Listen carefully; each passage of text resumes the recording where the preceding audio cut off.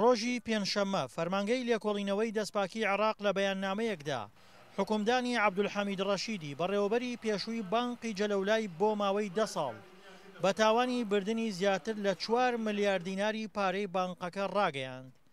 پێشتریش عەبدولحەمید ڕەشید لەسەر دیارنەمانی 23 ملیارد دیناری تر لە کاتی کۆنتڕۆڵکردنی جەلەولا لەلایەن داعشەوە بە 7 ساڵ حکم دراوە، بەڵام ناوبراو بردننی پارە ڕەت دەکاتەوە.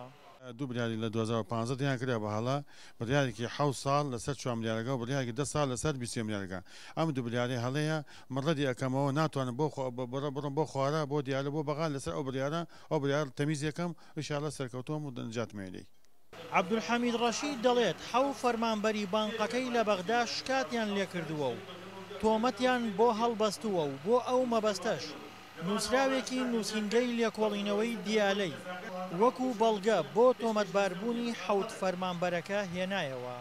7 مۆزەف خۆیان جۆیان شکاتیان کردو قسەیانێکی بۆ لە 2012 لەسەر من کاتی خۆی ئەو حوتە خۆیان ئەم پارۆماریان بردووە ئەو پارۆماریان ئەزان بۆ کێڕەوە من ئاگام لەم بڵێ وەلاکت ئاگادار بەغام کردو دیالم کردوەوە چۆکە هەنی مۆزەف هەیە ڕاتبی متۆفیە خۆیان و کاوا مردووە خانوشێ مردوەکان و من دەستی خۆم گرتمندا ناوێت لە نەزاهەیە تا ئێستا هیچ قسەیان لەگەڵ نەکردیان و ئەمانەیش 7 مۆزەفن تەحویل بۆ جنایەتی دیالە تا هیچ قسەیان لەسەر نەکردایە.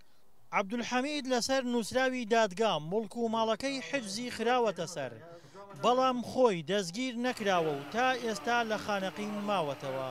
من دوو ماڵم هەیە هەردوو ماڵم حەز هەم ماڵ کوڕەکەم هەم ماڵ خۆم و من ئەگەر 4 ملیارم بداتە تا ئێستا فەلافل و لەبلەبێ شتان نابژم لەو کار عیب نییە وەلاکت نابێ ئەو شتانە من ئینشاڵڵا دز نیم و دژ نابم. لە ناوەڕاستی ساڵی 2014دا کاتێک داعش جەلەولای کۆنتڕۆڵ کرد 23 ملیارد دیناری پارەی نێو بانقەکە دزراو، تا ئێستا ڕوون نییە کە کێ پارەکەی بردووە.